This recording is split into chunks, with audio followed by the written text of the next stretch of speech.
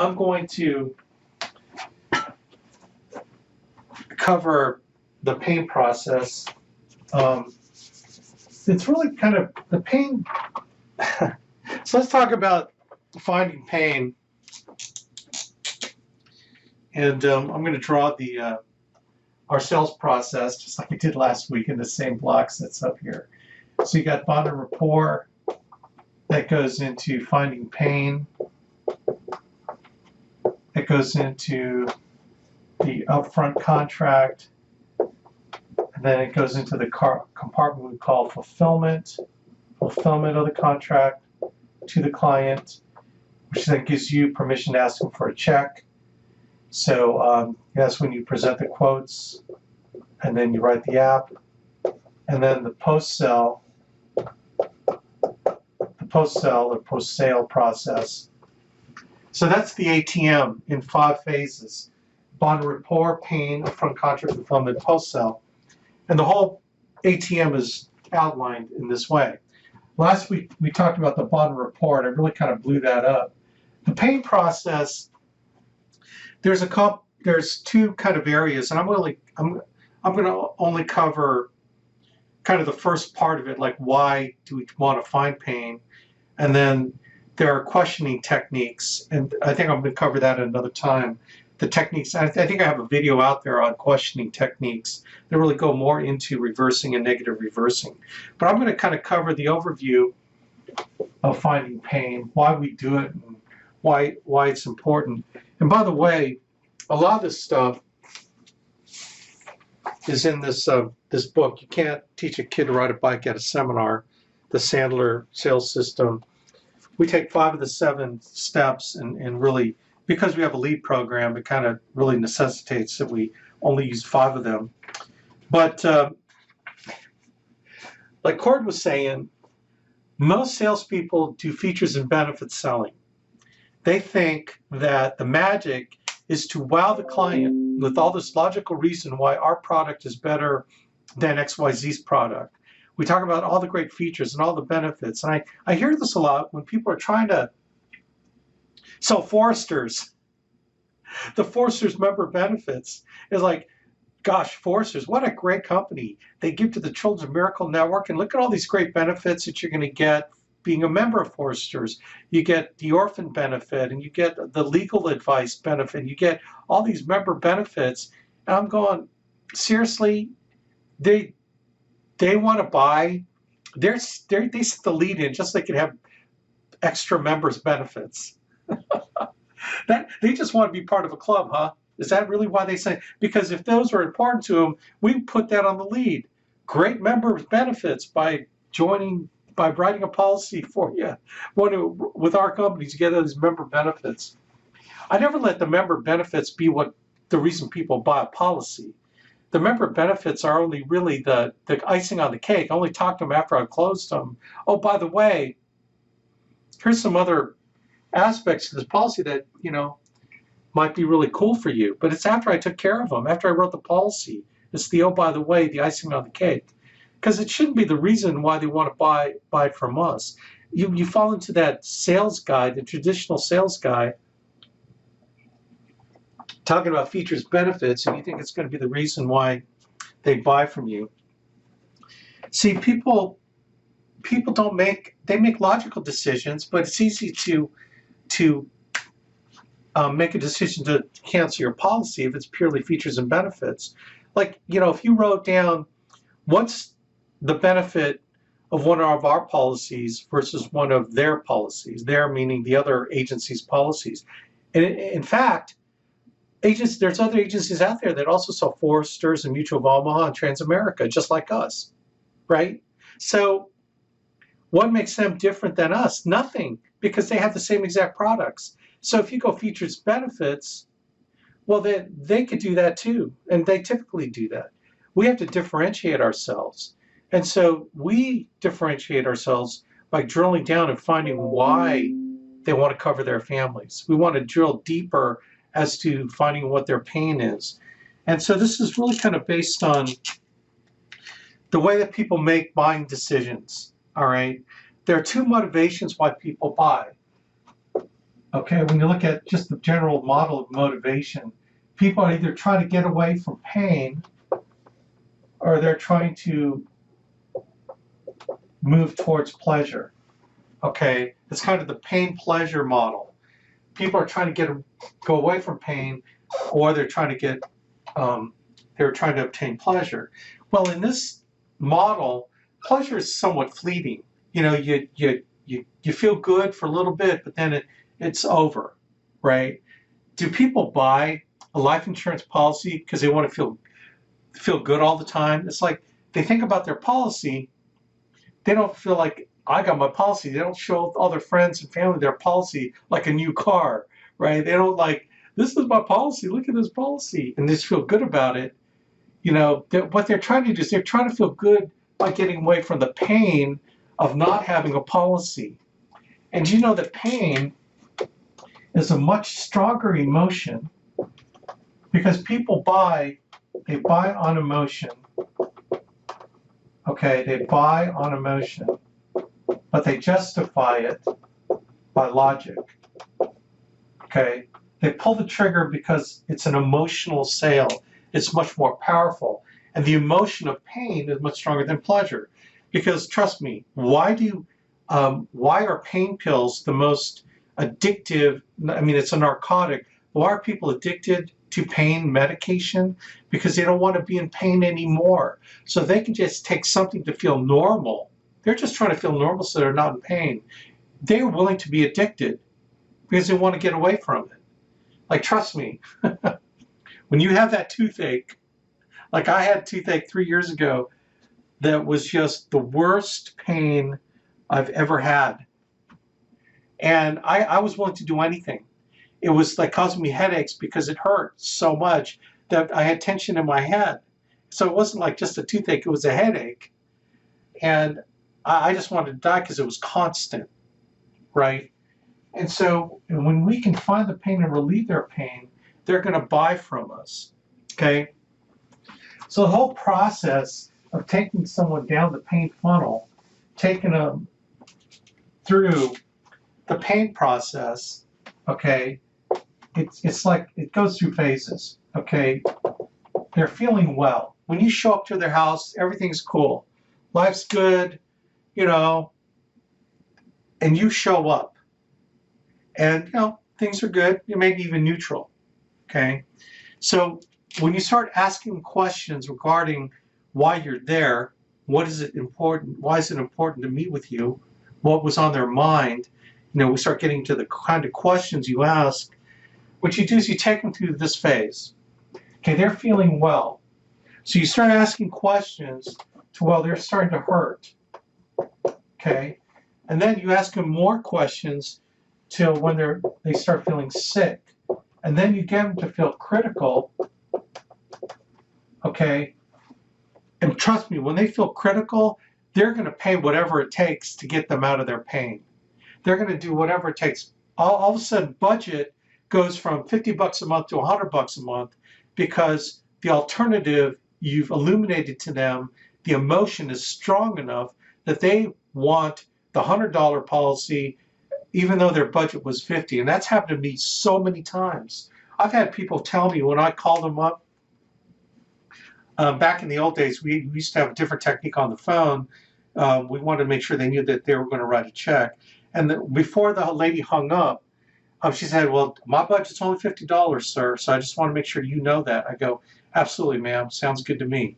When I got to her house, I took her through this pain process. I got her well, to hurt, to sick, to critical, and then I became the miracle person. And the miracle was that I illuminated to her the problem that her daughter was going to have, because her daughter was living with her, and her daughter couldn't afford the mortgage. And this lady was older, right? That I think the most term I can get her was like 10 or 15 years. And maybe I could have got it within $50. But the miracle was that I talked to her about her daughter not being able to live in that home, foreclosing on her daughter. What was her daughter going to do?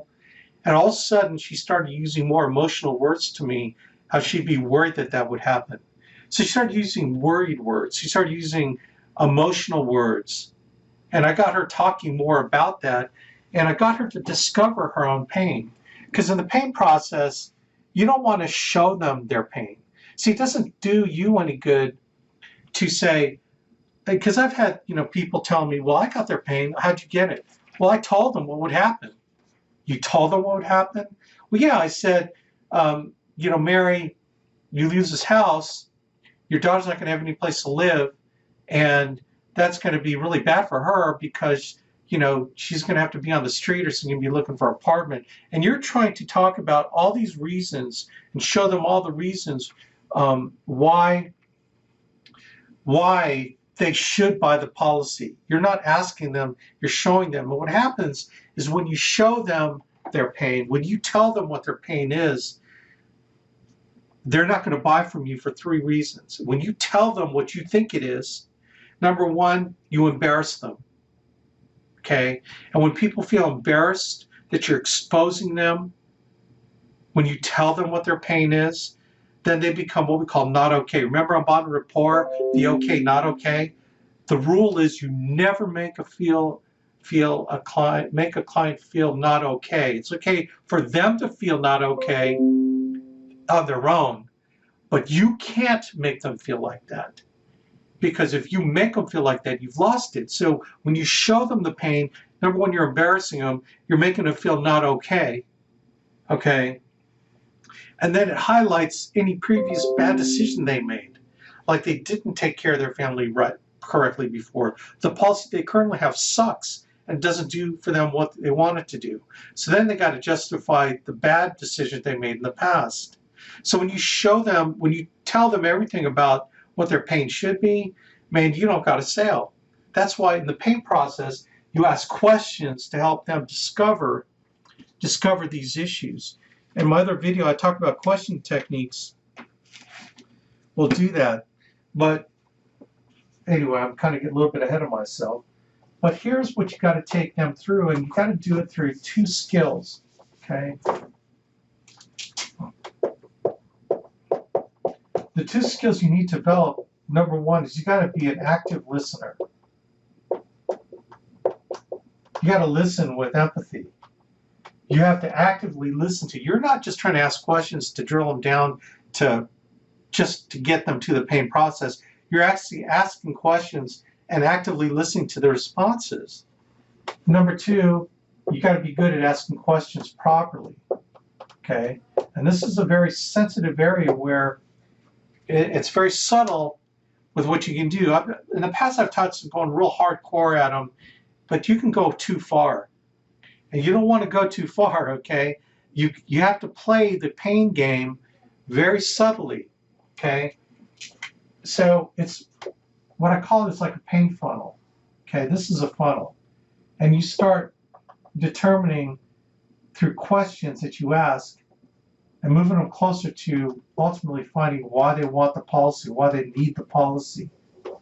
And the more emotional you can get them here, you got a sale. But the only way, remember, the only way that you can ask deep questions is if you developed bond and rapport with them. That's why the previous video on bond and rapport, you've got to get that part right. Otherwise, you go into the pain process with no credibility with the client that they can open up and talk about their issues. And they can only open up and talk about them if you have this bond and rapport. You see how it all fits together. That's why it's a process going from here to here to here to here. You can't leave bond and rapport until you feel good about it and you feel that they feel good about you. Then you can move to the pain process. So remember, the 5 elements of a righteous sale. Okay, I just want to remind you, this is other videos, but, they trust you, they believe you, they need it, they want it, they can afford it. Okay, so the pain process works on the need and want. Okay.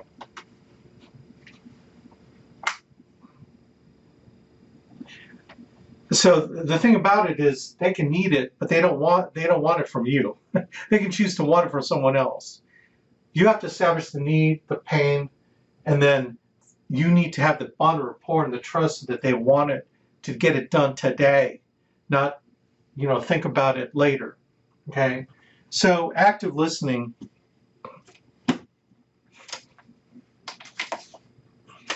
So there's like,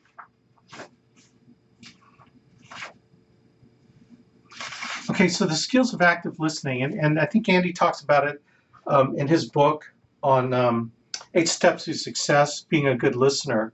But active listening is definitely a skill, okay? They say that Bill Clinton was one of the best presidents and leaders because when he talked to someone, he made them feel like they were the only person that existed for him. Okay, trust me, I'm not saying that I'm a fan of his or whatever. What I am a fan of is his ability to make the whole world disappear around him, and that you're the only one that exists in the room.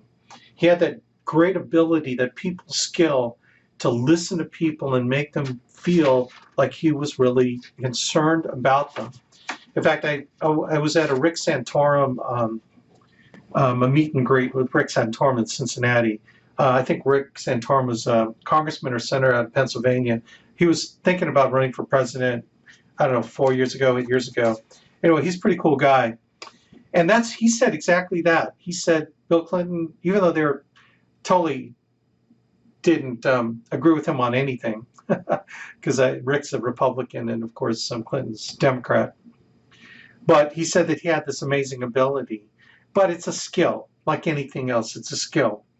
It's something that you can develop. And this will help you in recruiting. It'll help you in your relationship with your wife or your spouse, your husband, whatever. And so these are just some of the things to help you do that. One of the best ways to make a prospect, a client, feel like you're listening to them is just tell them that you understand. Oh man, I understand, Joe. Wow. You know what? That happened to me too. I totally understand what you're talking about. I understand what you're saying. That makes total sense to me. That's not unusual. When you can say that you understand with empathy and genuineness, then it gives them the feedback that you're like, that you're getting it, that you're understanding. People need active feedback that you're receiving what they're saying. Why do you think on the TWC, Andy loves when people say, amen, tell it, preach it, white boy, that kind of stuff. Because he knows what he's saying is connecting. And when people feel like they're connecting, number one, you make them feel way okay. You make them feel good that they're saying something that means something to you.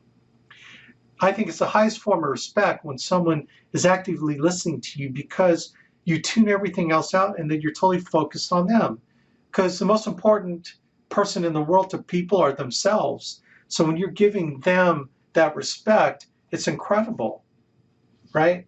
So that's number one, is you tell them that you understand. Number two, the second way of active listening is repeat their words back to them.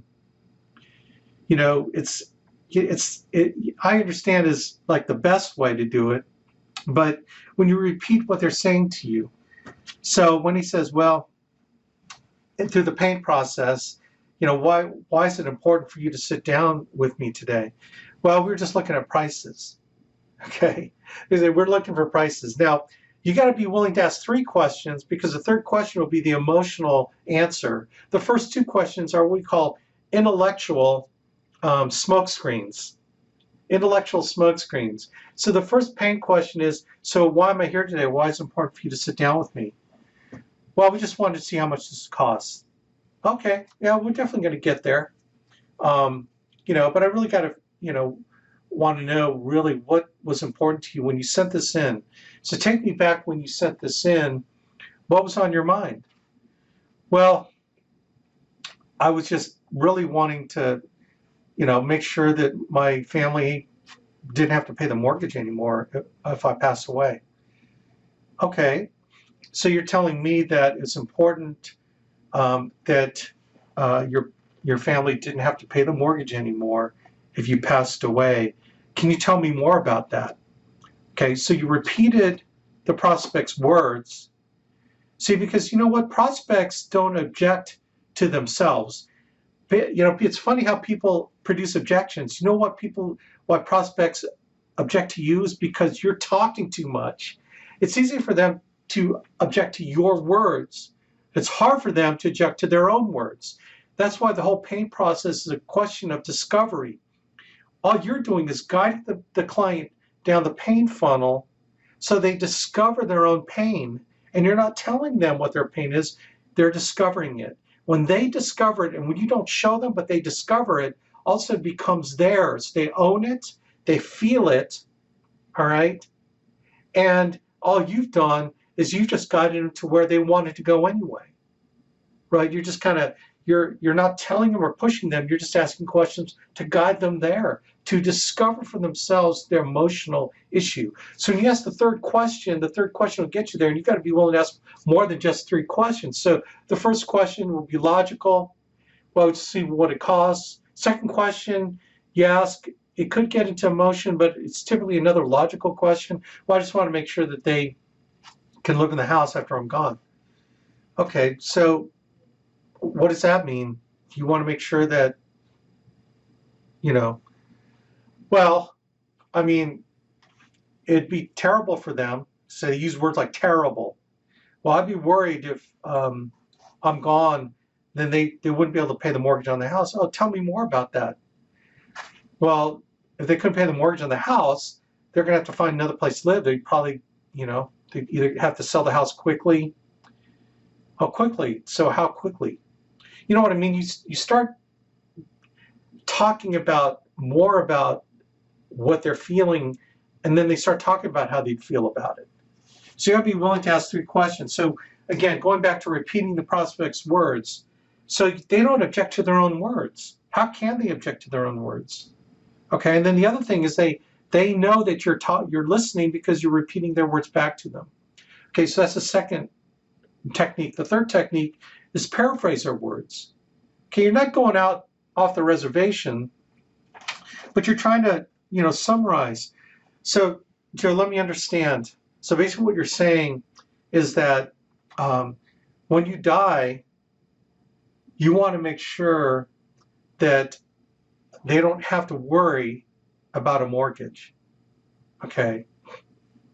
Does that make sense? Yeah, exactly. Okay, so you paraphrase their words. And then the fourth one is provide feedback about how the prospect is feeling. So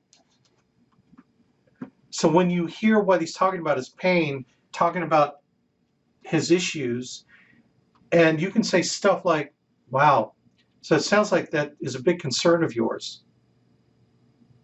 Okay, wow, that sounds like it's important to you to make sure this is taken care of. Do you see how when you give them feedback about how they're feeling, they can say yes or no. They say, well, yeah, absolutely. So you start feeding them those words, okay, those emotional words to them, and they agree with you. So you're not putting words in their mouth. All you're doing is trying to give them feedback about how they're feeling. And they could, disagree with you. They might say something like, well, yeah, I am kind of worried, but, I do have life insurance at work. Oh, you do? So tell me more about that. You know what I'm saying? So it'll help you define more about what they have going on with them. So that's 5 things about active listening to someone that gives you, and it increases the bond and rapport, because as you develop the bond and rapport, you're mirror and matching them, right? You're matching your tonality of voice to their tonality, right?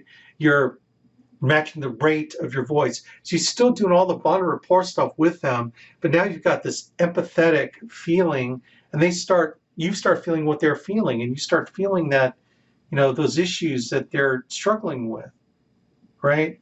So those are kind of techniques to actively listen. And so when you actively listen, you want to listen for all those kind of feeling words, the emotional words that they're going to use. All right. So that's active listening skills. Questions. So in the questioning techniques, my other video, I talk about two skills: reversing and negative reversing. I'm not going to go into a lot of detail here. I'm going to maybe do it more in the next thing. But basically, asking a question, when you're asked a question, you don't answer it, you ask a question back. Okay, that's called reversing. And then negative reversing is probably the most powerful questioning technique that exists on the planet. Okay, like I said, I'm not going to go into detail there, but let me tell you, I talked about the 3 questions. Let me kind of cover some type of pain type questions, like, how do you feel about that? How serious would you say this issue is for you today? What were you hoping I could do for you? Is there anything about your present situation that you don't like? So tell me, what are you thinking about right now? How does that make you feel? Right, when they talk about, when they, kind of give a statement, how does that make you feel? Mary, what do you think about what George has said about your situation? Those are some of the questions, but here's the important thing, is that you need to develop your own questions that you feel comfortable with, to ask them, to help drill them down to why they want to sit down with you. The other thing about, so pain words are words like worried, concerned, frustrated, angry, upset, afraid, terrible situation, disappointed. Okay.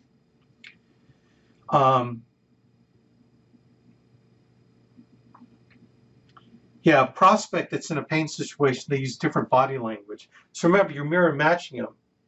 So when they go through this emotional kind of mental picture of what issues they'd have if they don't have this policy in place, they start taking a different posture. They start looking down a lot more. They start getting a little more pensive. You start feeling the tension of the pain process, because the emotion is an uncomfortable emotion.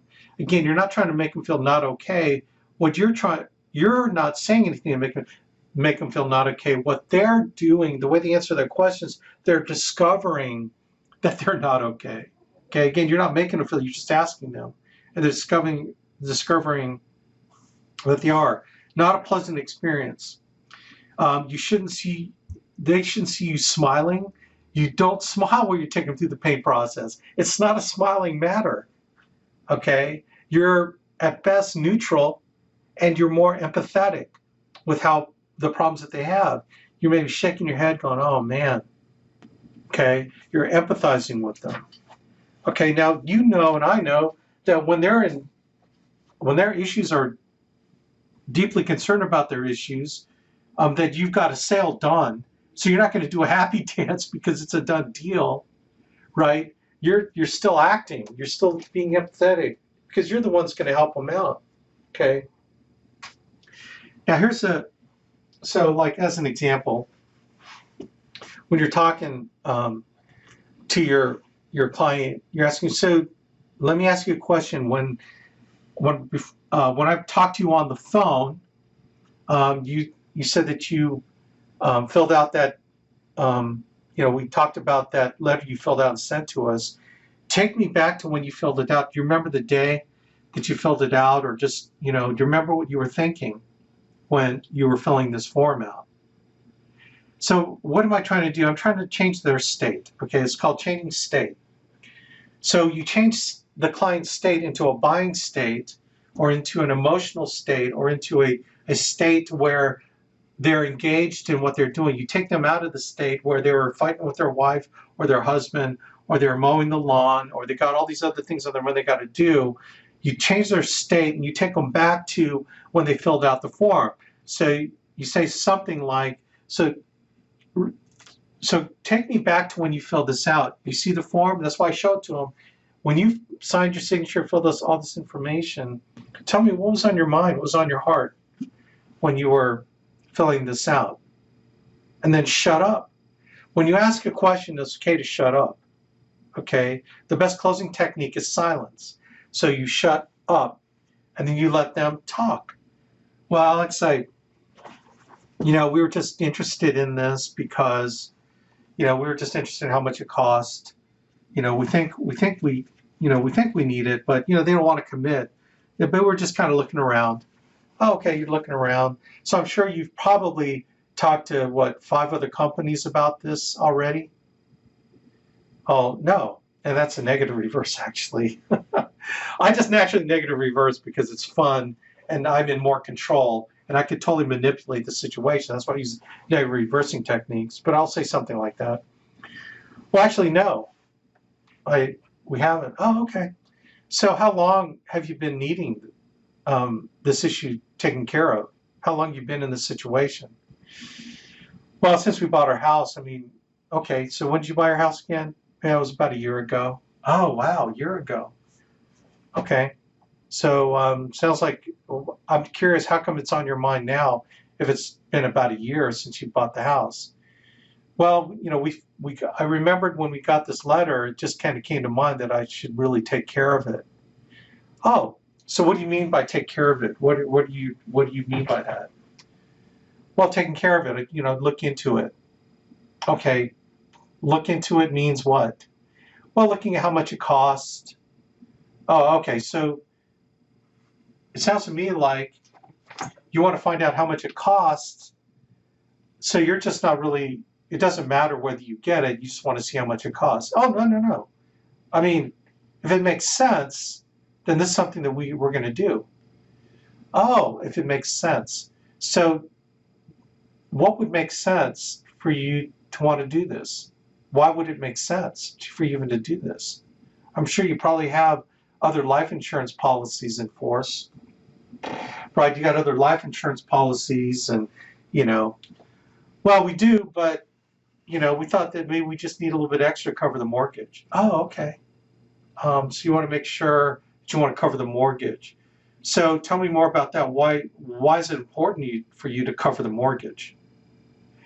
Well, I want to make sure, like, if I die, I make most of the income in the house.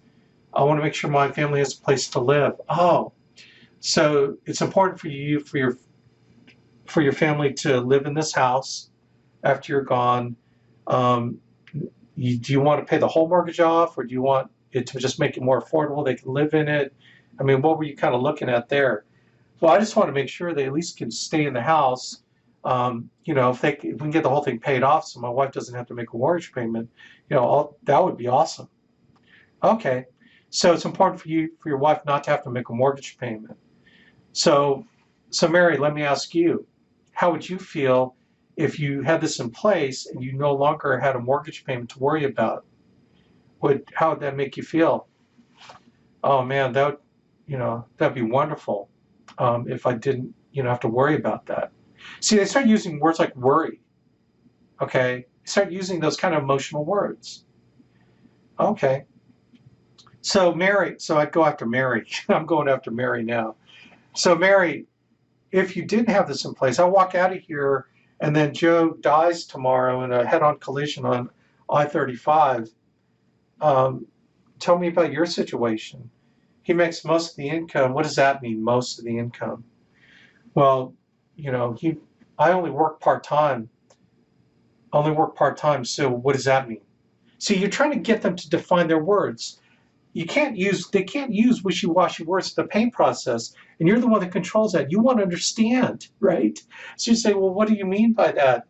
What does part-time mean? What does that? Well, I make about $12,000 a year, and Joe makes $75,000 a year. Oh man. Okay, remember? Oh, okay. You're empathizing. You're shaking your head, going, "Oh, really?" So something happens to Joe. He's gone. You have to come with a mortgage payment. So what is your mortgage payment? Our mortgage payment's $900. Wow, $900. So you're $10,000 a year. That's about all your part-time income. Oh yeah, there's no way we can afford this house. Okay, you couldn't afford it. So that means what? Well, that means we can't live here anymore. So I'm sure you could probably borrow some money from family members to, again, I go naturally negative reversing. So I'm sure you probably have family members that they'll help you out to pay the mortgage, right? Well, yeah, for maybe a month or two, but we can't expect them to keep paying our mortgage. So what are you going to do? See, you notice how we're talking as if it happened already? So tell me, what are you going to do? Well, I don't know. Well, I'm sure you could probably move in with your parents, right? Well, yeah, we probably have to sell the house. How long do you think that would take? I don't know. Do you see how, when you start asking these questions, she's starting to feel tension. She's starting to feel pain. And at a certain point, you're not like taking her over the edge, but you're making her feel way uncomfortable. Remember, you're making her feel critical. And then you let Joe be the hero, and you turn to Joe. It's like, after you get her there, then you turn to Joe. Joe, so let me ask you, how does that make you feel that your wife would have to go through that if we did do something for her? Oh man, that'd be terrible. I don't want that to happen. Okay, all right. So is it fair to say that this is something important to you, that you don't want that to happen to Mary and the kids? Remember, you're kind of paraphrasing what he means. So it sounds to me like that's something that you're worried about. Again, you're hitting the worry, fear. Absolutely. All right. And then this is where you become the miracle worker. Well, it looks like I can help you with that. I can make sure that never happens to you and your family. Would that be all right? Absolutely. So do you notice how at the beginning of the conversation, I know it's kind of role playing with myself, but I promise you, these are conversations I've had with people, right? Like kind of taking them through asking questions to the point where they're just feeling sick. Well, Alex, what if they say, they'll probably say something, well, I already have insurance at work. And I tell them, when they say stuff like that, it's like, please, Joe, absolutely. Nearly all the clients I take care of with these policies already have insurance at work. Can we just say that insurance at work you don't own that. That's not yours. That policy is only enforced if you're working. Let me ask you, has your company ever laid anybody off or laid anybody off? Yeah, they have. Okay, and do you know that when they lay them off, they no longer have that policy in force? Right? Oh, yeah, I guess. Well, that's what happens. So when you get laid off, you no longer have that policy. So let me ask you a question. You get laid off and then you die, what would happen? See, they're not in control. When people think they have insurance at work, they think they're in control. What you're trying to intimate to them is they're not in control of their job. People assume they're going to have a job tomorrow. Has your company ever laid anybody off and they didn't know it was going to come? Oh yeah, they do that all the time. So if they do it to other people, do you think it could happen to you? Oh yeah, it has happened to me.